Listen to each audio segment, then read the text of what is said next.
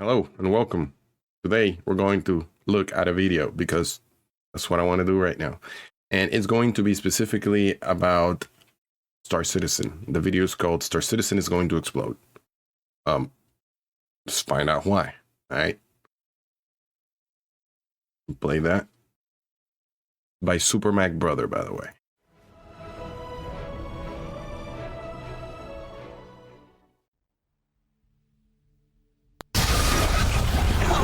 Here, aka Mac, and welcome. There we go. Today I will be running through what features are expected to release in 2024 for Star Citizen. As always, a huge thank you to all of my patrons and channel members. Thank you so much for the support, in particular to my latest channel member, Jandal. It is very much appreciated, and if you do enjoy my videos, please do consider subscribing and helping the channel to grow. Oh, that's cool. Is set to be one of the most Look at the wait. For Star Citizen. Look at the whales. And helping the channel to grow. So 2024. It's like a sci-fi, one of, if not the most significant and space brand thing, having space whales. There is so much work going on in many areas of development, from gameplay, features, ships and vehicles, core tech, and of course Squadron 42, that it is very hard not to get excited when looking at what Cloud Imperium are. I'm really excited and worried about Squadron 42. I know it's probably gonna be fine, but all the bugs in the PU, and they want to use that to. I'm just saying. Planning to release this year. Now, entering the new year, Star Citizen is in a great place to deliver so much of what is required to take it from an alpha state to a pretty polished and smooth experience. Will we see everything in this list release in 2024? Quite possibly, but of course it is possible that some features don't make it in on their expected dates, as that is often the case. Wow, look at these features into the game. Look at the new warp drive. So today, wormholes. About what features are expected to release this year, and the vast majority of them coming in the first half. Okay, so before we continue this, I'm going to say the things that I'm excited for, okay?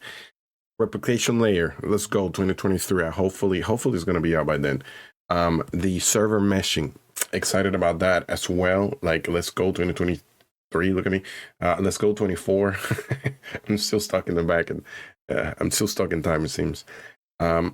The slave systems, or the AI shooting your turrets, whichever you want to call it. And what else? Let's see. Oh, and ship armor. I don't know exactly when ship armor is going to come, but at some point, I know Maelstrom is happening as well, which is the way ships break off, or I guess further breakage of the ship. I don't know, but those are the main things that I'm excited for. So let's see what's going to happen this year. Stated by Cloud Imperium. Let us kick off with possibly. I don't know if he's going to even talk about that. Cloud Imperium are currently running tests on the tech preview channel with the separation of the replication layer, just to see what it's. Oh, there we go. Replication layer. Putting the live branch in jeopardy. Now, although we have not heard about how well this is going, I have jumped into the tech preview channel a couple of times during this testing phase, and I can say that the build feels way smoother than what we have on the live servers. Yeah, I've actually heard that. I've seen some Reddit posts and here and there and other videos saying that the replication layer, it's getting to a point where it's getting to that sweet spot. Maintaining a very solid server frame rate. Now, I have seen it drop to about 8 FPS for the server, but then it eventually recovers back up to 15 plus FPS. Now, the chances are Cloud Imperium will be pushing this to the PTU or to the live build out of the tech preview channel early this year. You know what? This wormhole thing with the tubes in the middle, like with those things right there, like that, you know what reminds me of? I know there's probably many sci-fi that have this, but in my particular case, it reminds me of the wormholes in FrankScape. Yeah. They are back from their holiday break, releasing it in a 322.x patch. And once they have done that, that will mean a much smoother experience in the persistent universe for everybody, plus the ability to recover properly from a 30k, which is a very significant win. And then from there, they will start testing server meshing, as we have heard. 3.23, which is the Q1 patch, being the end of March, is when they're expecting to start rolling out server meshing. Chances are it is just on the tech preview channel, or with just using the Stanton system having various chats. within the Stanton system, but Cloud Imperium have stated that they are aiming for a summer release of Alpha 4.0, which means server meshing, jump points, and the Pyro system. And again, this is just a target date, but if they can get 4.0 out in summertime, then that would be pretty phenomenal. If not, then the likelihood is it will still be within 2024, just a little later. And from what I understand, this will just be static server meshing. There is still dynamic server meshing to complete, but ultimately that would then be the final piece of core tech done for Star Citizen, which means it is then just building the game and the features no longer. Now, if that is not enough, we go. Recently heard about what features and gameplay are expected to release into the persistent universe within the first half of 2020. So anyways, this means he said summer, somewhere around summer, all of this stuff's gonna go down. I hope. March patch and Q2 patch being the end of June. Now I will run through each of them and talk a little bit about what each one is, but to save time I won't delve into them too much as it would just take way too long. But these include gameplay and much needed quality of life improvements as well, many of which we have heard about and got to see at CitizenCon last year. Now first up, again I won't go too far into this because I'm sure we've all heard about it a lot, we have I love hearing about it though. Persistent hangars. Now this is one of the larger... Ooh, the hangars. That's you know, ever since I've heard of Star Citizen at the beginning, I remember my friend just trying to bait me into playing it, and he talking about some personal hangars happening. I've only heard rumors, stories of old tale about these hangars. So let's take a look at it. That will drastically affect how we all play Star Citizen. And essentially, persistent hangars will mean that we will have a home base that we can return to as and when we like. Oh, dude, I am so excited for that. If that is the case, I am so excited for that because I am going to decorate the hell out of that place. I think I'm going to be Susie Homemaker for a minute. And I'm just literally going to grab every single item that I can find in this game and absolutely put it on my personal hangar. That's going to be a personal goal. Storing our ships and vehicles, our items, cargo, weapons... Look at that, you can put your vehicles, oh my god, collections. That we can decorate how we want with all of our items. Yes. Meeting friends there, arranging and organizing missions together, and getting our ships ready with the equipment that we need. Freight elevators that kind of go hand in hand with this. Oh, this is going to be so fun. The storing and organizing of our items and ships. Look, the freighter elevators, nice. In our global inventory and calling them up as and when we need them. Now, these two features will be game changers. It will completely change how we interact with our gear and our items and getting things ready for the mission at hand while giving us a place to call home. I really hope that these are Q1 releases, but we will have to wait and see when the roadmap gets updated. Now, also rolling out this year are some pretty huge cargo updates. In fact, cargo will evolve likely to where Cloud Imperium have always wanted it to be. Which would be what? Scale from these small package deliveries that we have now to massive consignments traveling great distances to... Okay, so you just want like big haulers. Based on distance, size, and danger becoming available as we unlock these jobs through the reputation system. I mean, also, I could see where this... Okay, that's acceptable, but do give some wiggle room from the small guys, you know? I hope it just doesn't become a world space truckers that need like a whole bunch of bodyguards. I mean, it's fun, don't get me wrong, because it does give more incentive for player versus player interactions and pirating. So it's all good, but I wonder where they're actually going to take this. Like, what's their main goal? Distribution centers, which I will cover in a separate video, but talk about it briefly in this video, are going to play a pivotal role in the expansion of the cargo career, all the while developing the dynamic economy, which is going to be an ongoing process throughout the year. Now, the cargo profession is set to blow up this year and offer jobs for all scales and interest, really taking that profession to not just the next level, but from what I can tell, a completely new standard as well, with how we interact, load and unload, transport and store. Oh, that's going to be so fun. The whole process is going to be fun. Slowly tying together is going to be something special to watch. And cargo hauling will be extremely open-ended with so much variety to each potential. Now, this is why we need the replication layer. Like, out of all things, this is why we need that.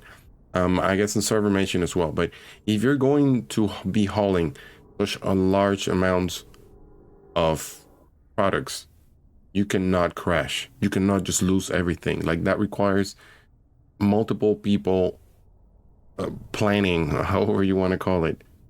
We cannot just crash and well, there goes everything. Here for it all. Now, next up, we have a few improvements that will take the current FPS elements of Star Citizen from, as I say, feeling like an alpha to feeling more like a polished AAA standard experience. As we have seen at CitizenCon, there was a lot of updates and improvements coming to FPS. Look at that, that's pretty cool. That are all very much needed, as right now, FPS in Star Citizen can be quite janky and awkward. Oh yes, very janky. Frustrating or downright impossible. But features like reloading, being able to repool our ammo into magazines, pulling a magazine from a backpack, with it taking a slightly little longer time to action. That's pretty cool. Will wear and degrade, which will impact a weapon's performance and aesthetics, causing misfires. The new scope visuals will be a very welcome addition to bring them up to the current gaming standard. It's pretty cool. Dynamic crosshairs for when you're wearing a helmet, letting you know exactly where your weapon will strike when fired, plus the charge and drain mechanic, which means batteries, energy weapons running out of ammunition or energy, and will require recharging to be usable again. For items like the multi-tool, will require planning and thought to make sure that you have the power you need for the job at hand. Now, this work is about bringing Star Citizen's FPS element to that current standard of what we expect and beyond from... Yes, because at the time being, dude, it is so fucking janky. It is frustrating. Like, at times, you try to pull your weapon and it won't come out. At times, you press C to heal yourself, and as soon as you're done healing, your weapon automatically comes out. You see 42 out of 42 bullets, you try and shoot, no bullets come out, and then it reloads again, and you're pretty much dead. There's so many fucking bugs. Taking out grenades, sometimes you just don't take them out when pressing G. Sometimes they do decide to come out. And then sometimes you click them and maybe they will go off, maybe they won't. I mean, it's luck, basically. But yeah. Which has been a long time coming, so I am very grateful to see a lot of that rolling out within the first half. Thank God. The feature coming in the first half of this year is EVA Tier 2, and this has, again, been a long time coming. It's been in the works for quite a while, and will make any traversal situation so much better, smoother, and less frustrating. Yes, I am waiting for that. Quality of life improvements for this mechanic in general, and it just looks much better as well, allowing for more traversal opportunities, which will help to expand on the gameplay and just make the overall experience more enjoyable. Exploring wrecks and being able to pull yourself through the interior or along the exterior. EVA jets on your spacesuits won't necessarily come as standard and may need to be purchased separately. Fuel for the EVA jets as well. Wow. Finite and that looks so cool. You stranded if there is no other option for maneuvering. So this is a wholesome update to a system that is heavily used and so needs to be everything that Yes, it needs to be updated Next so is a highly badly. important update coming to the visor and lens UI. Now, the UI is going to see a lot of changes over the next year. Another thing I'm if not all areas of the really waiting for is that new map UI. Oh, sweet wampum. game. And one in desperate need of improvement and cleaning up is the helmet visor HUD. Now, although there is a lot more work coming for helmet visors, like creating unique visor HUDs for the various range of helmet types like combat, mining, exploration, and so on, this work will just clean up the HUD and make it more legible, displaying information better and clearer than what we have now. Now, the same kind of goes for the lens UI in terms of cleaning it up anyway, but I really hope to see later down the line more variations between the lenses and making them also contextual to various game mechanics. For example, it would be pretty cool and very useful if you were a bounty hunter to have a bounty hunter lens, allowing players to maybe scan other players or NPCs to see your bounty without giving away that you are using some device or your helmet.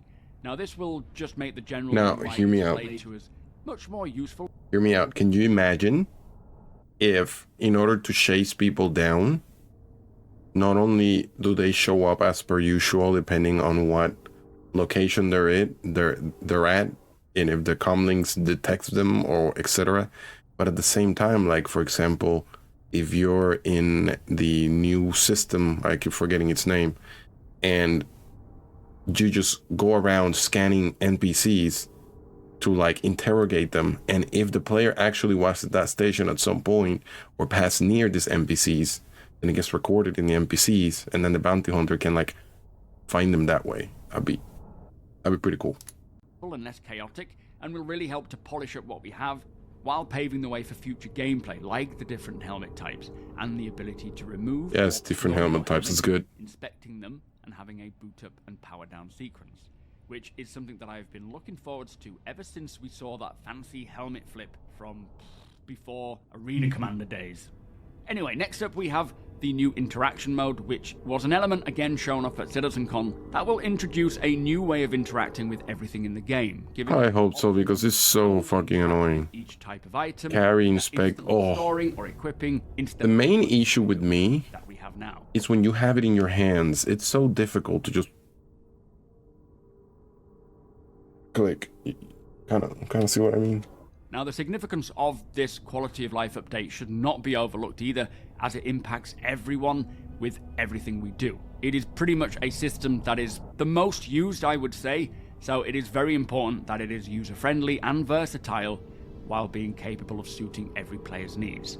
It does look much cleaner, but until we get it in our hands, I am not sure how it will feel or how usable it will be, but I am definitely glad that they are removing that horrific glow from around an item.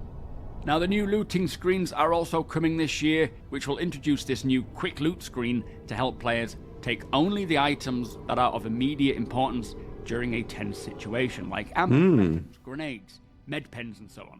That's pretty cool. Will not offer the option for seeing your character, but it will provide a much more streamlined process for getting the gear that you need in a pinch. A very helpful addition that will make combat looting in dangerous situations far less problematic and a lot more efficient. Now, it was also mentioned that the new shopping and mission apps for the Mobiglass are on the way. The new shopping app we are yet to see anything of, so I can't speak about that, but we have seen the progress on the new mission app, albeit the Squadron 42 sort of UEE Navy version, but we will see a Persistent Universe specific updated mission app that... But at least it looks like it's going to be a lot more...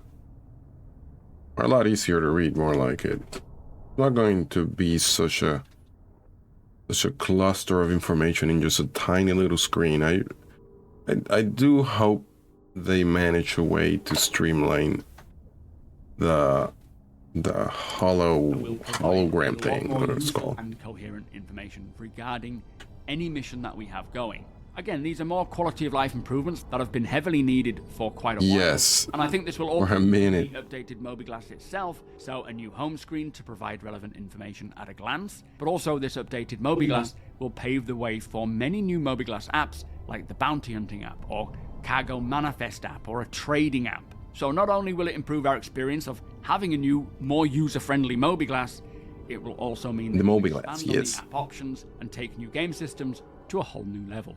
Now, up next, we have the character customizer, and seeing this at CitizenCon, it is looking pretty incredible, and will offer just... Not really that interested in a character customizer, because let's face it, the only way we're really gonna be looking at faces are going to be if you use the in-game comms system. Let me pause that a second there.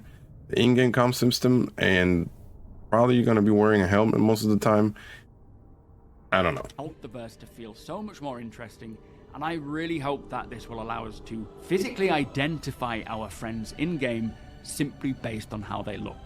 Now, one of, if not the biggest new feature for many coming in the first half of this year is the new star map and associated maps like... Yes, there it is, the star map. This is by far one of the most important and needed quality of life improvements that has been sweet wampum for a long time. Having a map that can scale from the ground level reminds me of Metal Gear Solid. Be so helpful and allow Look at that, that's so cool. Like the radar and scanning systems, yes, opening up the potential of actual exploration, but also this option to drop a pin and share or sell those coordinates to others should not be undersold. Having the ability to it's gonna open to be able to it's gonna open so much playability on the game. Because you can just have like a rendezvous point that all your buddies know, and they say like, let's go to the corner, you know, boys, let's go. And everyone just pew, pew, pew, pew, pew, immediately just gathers there. And at the same time, if you can sell that to someone, it can be an ambush. See what I mean? Like, it's cool. Is of massive importance. For example, if you find a large quantity of Quantanium, but you can't mine it all, you can set a marker there and then return to the location to finish the job. Now, I personally see myself using this coordinate system for when I'm out and about, just doing general stuff, and if I discover a wreck that I don't want to salvage there, or some cargo lying around that I can't fit in my hold, or maybe some minables, I will either place a marker to return to later, or I could offer those coordinates to the highest bidder over global chat, or just share them with my org mates. Now, okay, seriously, who's gonna do this? Like, offer those coordinates to the highest bidder. Seriously gonna do this? I want to know who's going to manually do this. This is one of those CIG dream pipes where, in theory, a movie, yeah. Practicality, no. Chat, or just share them with my org mates so that they can benefit from them. Now, eventually, maybe not on the launch of the new star map, we will have a form of marketplace to offer these discoveries to anyone who is willing to pay for them. Oh, that's cool. I don't know if that will be possible with the first initial launch. I highly doubt Anyway, it. the significance of the new star map is huge and will impact everybody for the better, making navigation so much better and allowing for route plotting as well. Again, maybe not at launch for the full system, but eventually the star map will pull the live data from the game, displaying, say, pirate activity or other data to allow pilots. I cannot wait for that. Maybe in 2050 we'll have it. Will also help when navigating these vast locations, again helping to plan ahead and save time, being able to see where you need to go. Now, the new maps are another game changer in my opinion and vital to the expansion of Star Citizen, so I am very happy to hear that they're planned to release in the first half of this year. Now, Oh, nice. Summer. is coming in the first half I'm of telling this you. year are the distribution I'm telling you, summer's where it's at. This summer is gonna be Star Citizen summer. centers. Now, as I mentioned earlier, I will be addressing these in a lot more detail in a separate video later on, as they are a lot more important than I first realized. Now, I won't go into it too much here, but the general gist of it is these locations will offer many different mission types, heavily play a role in the economy, and help to expand the cargo mechanics and profession massively. There are so much to these new points of interest that were purpose-built to offer as much gameplay as possible while cover as many other game areas as possible at the same time. Again, keep your eyes out for that video because there is a lot of detail in that I think most of us maybe hadn't realized, but seeing these monstrous points of interest come into the verse in the first half will be pretty cool. Now, of course, throughout 2024, there will be a number of ships and vehicles released throughout the year. Many of them we saw during CitizenCon, and I will link a previous video of mine covering what we saw and what could potentially come. But all that I spoke about here, aside from the ships and Alpha 4.0, are all slated to release within the first half of 2024. So, what do CIG have planned for the second half? Now, the likelihood is some of these features might not make it into the first Those ships half look cool. of this year, so could slip. Or We need less ships and more but if game Alpha content. 4.0 comes along around summertime, then there will be a good chance that many of the intended second half features are surrounding the new system. There was also a lot of stuff not mentioned here which I won't go into in this video, but I will create a separate video about them, which include features like the master modes for ships, hacking, bounty hunting, potential weather updates, creatures, maelstrom damage system. Yes, the maelstrom. Looking forward to it. Look at that. Points of interest, as well as base building, which is kicking off its work in Q1 next year, and many of these. Not really that excited for base building. I mean, it'll be cool when it happens, but only a few of them. There is probably a lot more that I haven't mentioned. I've done so much base building in different games that it's not necessarily like not excited for it. I am, but it's just I can wait, you know. As I say, I am working on a video covering what we haven't heard is coming, but could come next year, as many of these features finish their work on the progress tracker, so I think there's a good chance we will see quite a few of them.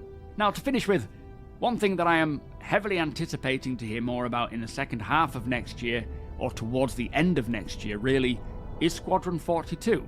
Right now, we know they are focused on polishing the campaign and then optimizing it, getting it ready for release. Now, this means there is a good chance that we could hear about a release date for the end of Here's the problem with me in particular. I don't get that excited for single player adventures. I ain't gonna lie. They just don't attract me. I need people to interact with in order to have fun. I feel lonely on the single player campaigns. Can't relate. but I bet it's going to be fucking awesome. And I bet I'll play it, but I am just not, it's not something it's not something I put on Santa's list, you know? 2024 or early 2025, and with the majority of the teams who were working on Squadron now transitioning to the persistent universe, thank God. It certainly bodes well for seeing much more progress on the persistent universe, far more than we have seen in previous years since they shifted focus to Squadron 42.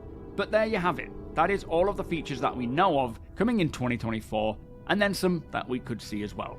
Now, as much as Cloud Imperium have outlined these plans themselves, for me, it is always a wait and see what happens and see what comes, as things can and will likely change throughout the year.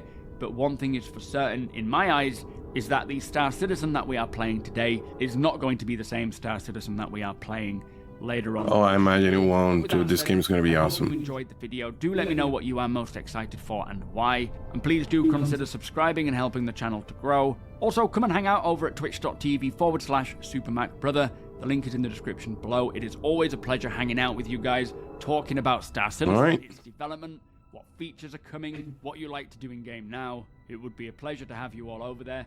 Hit the thumbs up if you don't mind. It does the channel a big favor, and tick that notification. Go ahead and do that, dude. Do a little thumbs up there. All right, perfect. That's over with. Now, he said, what am I excited about? Well, sadly, we didn't talk anything about the blade system, and I imagine it's going to be a minute till it's implemented. The reason I want the blade system so bad is because we don't always have a buddy to man a turret. And there's a lot of ships that don't really function well if there's no turrets being manned. Hence why everyone just goes around on fighters, because there's no turret to be manned most of the time.